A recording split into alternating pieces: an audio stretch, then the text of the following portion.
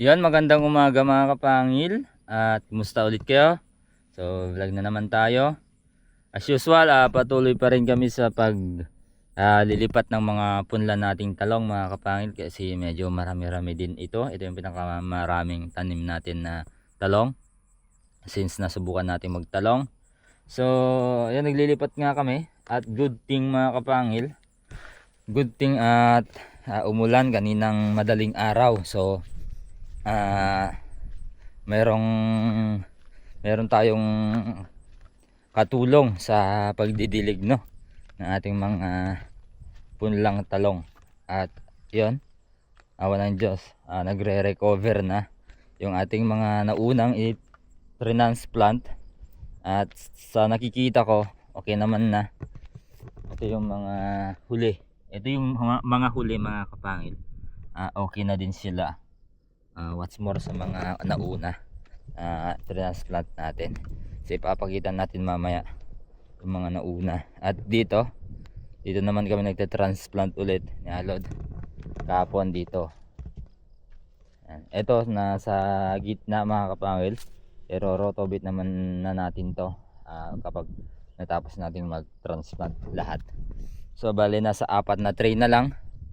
So matotal nasa siguro 400 plus kapuno yung ita-transplant na lang natin.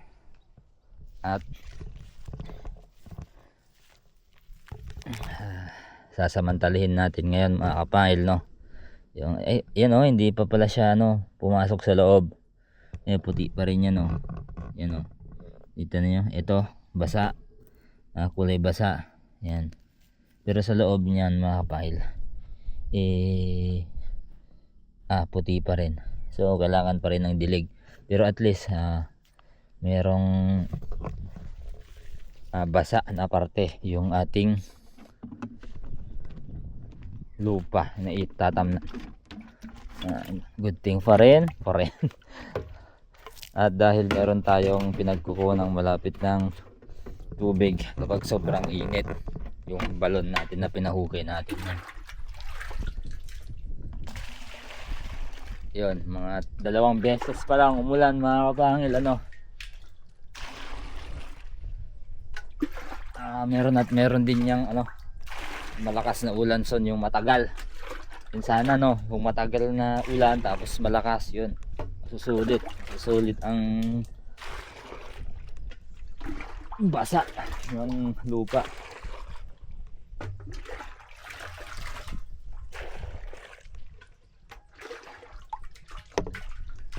Ito ngayon siya, yung taniman natin, wala pang masyadong kita. Yeah.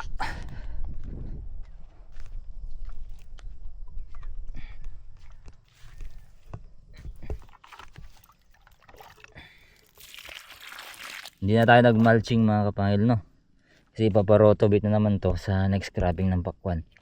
Tatanggalin din natin yung mulching, pero mas maganda sana kung may mulching. Ito ipot ng manok mga kapangil, nahalo namin yan bago namin ilagay ito ating mga punla.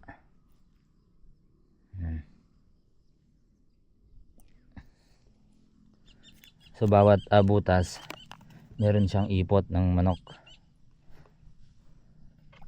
Yan, bago natin siya ilagan ulit.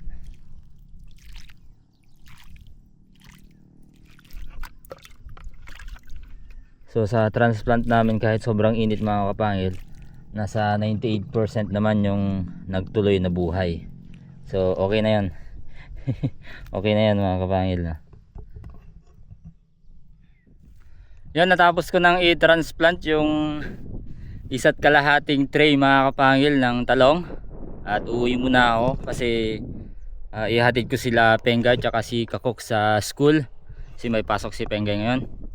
At pag natapos siguro itong pagtatanim natin ng talong, pag na-transplant lahat, ganito siya kalawak mga kapangil. Mula sa puno na to na naanod noong baha, yung yung kamay ko, mula sa puno na to na naanod noong baha mga kapangil, hanggang dun. Kita nyo yung motor ko na yun, ayun yung motor ko. Tapos mas malayo pa yung punong kahoy na yun ng kakawate. Ganyan kalawak mga kapangil.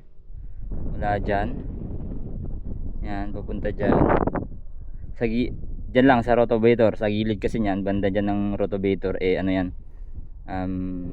patola dyan mga kapangil. Tapos hanggang yun dun yan, natalong na yan hanggang dyan sa daanan na yan, green, yung mga green na damo dyan, kabilang bukid na yan mga kapangil, gawin dito sa atin yung talongan. Kaya masasabi ko medyo may kalawakan din kapag naitanim na lahat natin at nabuhay lahat mga kapangil. So yung naunang tinanim namin, kasi hindi naman dire-diretso yung pagtanim namin kasi sobrang sakit ng sikat ng araw, ang init, grabe, ang bilis matuyo yung lupa, ang bilis malanta yung mga talong na na transplant namin. So ngayon ipapakita ko yung nauna na tinanim na namin at sobrang malaki na din, hindi pa siya na side dress. ito ang banda na to, yan. So yan, madamo na kasi walang mulching, pero ayos lang yan, i-manage naman siguro natin yan. Yan mga kapangil, yan, malalaki na kasi ito yung nauna talaga na tanim namin, pero madali lang naman to linisan mga kapangil. Hindi linisan namin para ma-side dress, sa gilid lang, sa palibot lang niya mga kapangil. Ito ihuhuli namin i-side dress to para sumabay yung mga huli. Nagpapapruning na din siya mga kapangil, gagawin natin dito since talagang kakalapit kasi yung distansya mga kapangil, naka action cam lang tayo, kaya parang malayo, kasi may nagsabing malayo pero yung personal na distansya kapag naked eye nasa siya, nasa malapit lang, magkakalapit. So ang gagawin natin dyan, wipe prune natin. Hindi pwede yung top pruning dito masyadong makapal na. So mabilis lang malinisan. Yan, ilang oras lang siguro to sa paglilinis, paglinis lang yung yung ginawa gamit yung dalagang panglinis. Ito ang disadvantage ng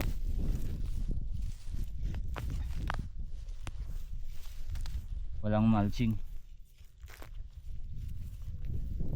lagi kang naglilinis. Pero kapag lumaki na to, plano na namin siyang sprayan sa ilalim ng pandamo.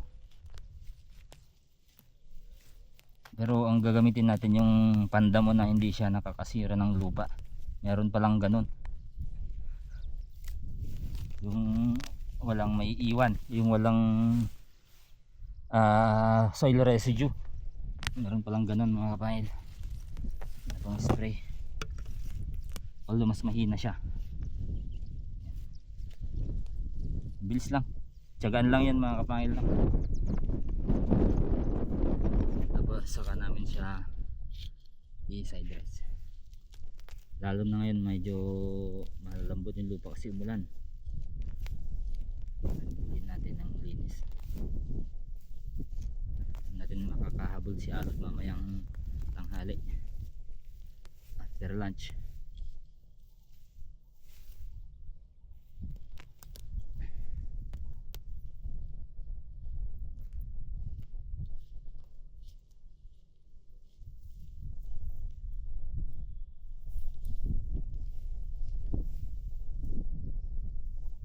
Okay din maglinis, nakaka satisfying din, relaxing. Hindi kasi kami nagmulching, aside from wala kaming pambili muna, walang budget tayo ng pang mulching muna, parang yun,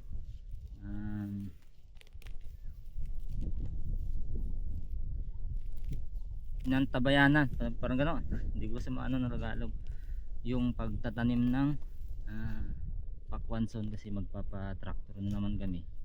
Kapag nakamalching tapos hindi kami tas magpapa-tractor kami, tatanggalin na naman namin yung mulching.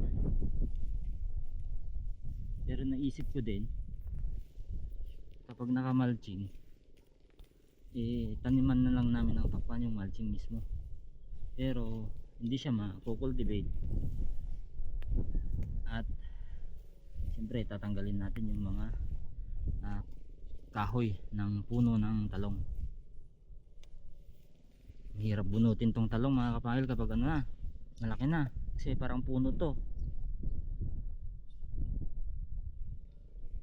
Yun,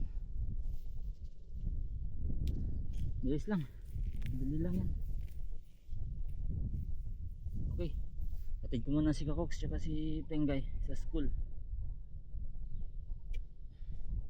God bless, God bless. Balik tayo mamaya. Eto na lang. So eto na lang mga kapangil yung natira sa ating mga punlan talong. At maghanap na tayo ng mga ganito na namatay yung iba para dito natin ihulip.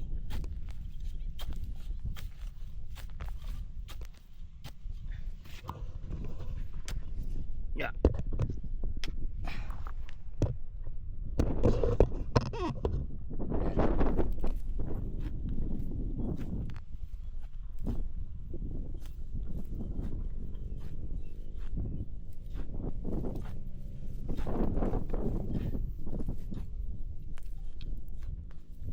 Sana hindi abutin ng mga malalakas na bagyo bago sila bumunga.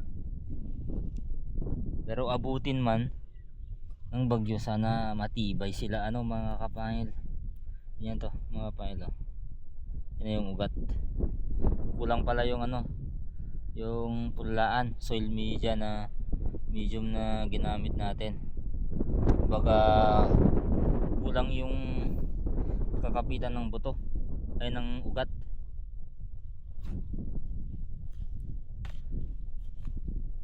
Ayan. Next. Ayun, meron pa isa doon.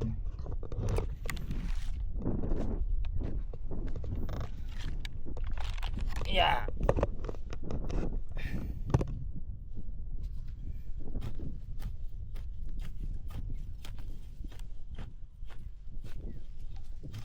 Pwede yata i-grinder to tapos hasain. Ganda maglinis iwi ko.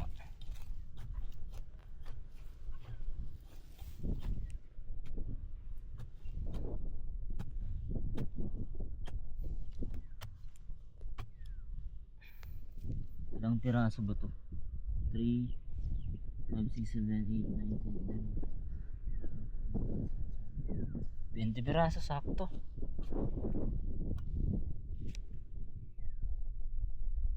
Tignan nyo yung ugat kumabila, pero dalawang butas ay dalawang puno to. Pagpunla namin dalawang puno, dalawang buto. Yan mo na.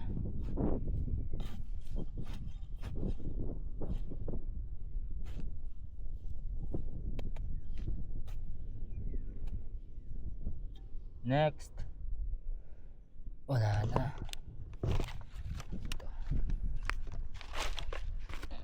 Charang.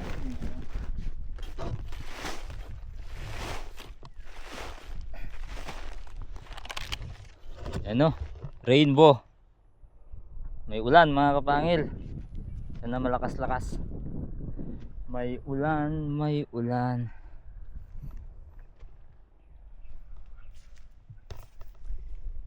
Yun, bago natin ituloy yung paglilinis ulit. So bahay na tayo mga kapangil.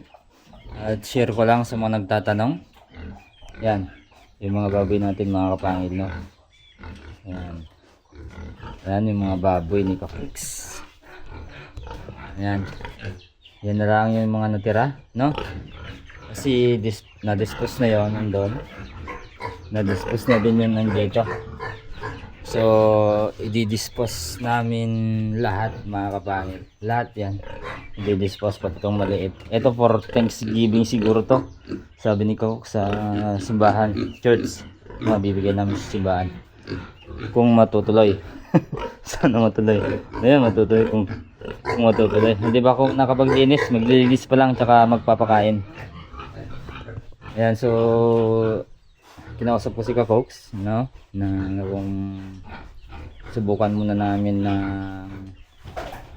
mag-stop muna sa sa mga baboy at mag-focus muna kami sa vlog at sa pagtatanim. Ako ng Diyos, naintindihan naman niya, no? Na nag-okay naman siya, no? Kasi love na love niya talaga yung pag-aalaga ng baboy, mga kapangil, lalo yung baboy. Pero ayan, thanks God na kung mapagbibigyan niya yung aking request o kahilingan na stop muna sa baboy. Ilang years din yan mula kasi nung nawala si Sid, yung unang anak namin ni Kakoks, dito na siya nag-focus, kaya malaking tulong ng pag-aalaga ng baboy, no? Ito yung manure nila, pwede natin gamitin yan sa taniman. Pwede nang gamitin sa taniman yan mga kapangil.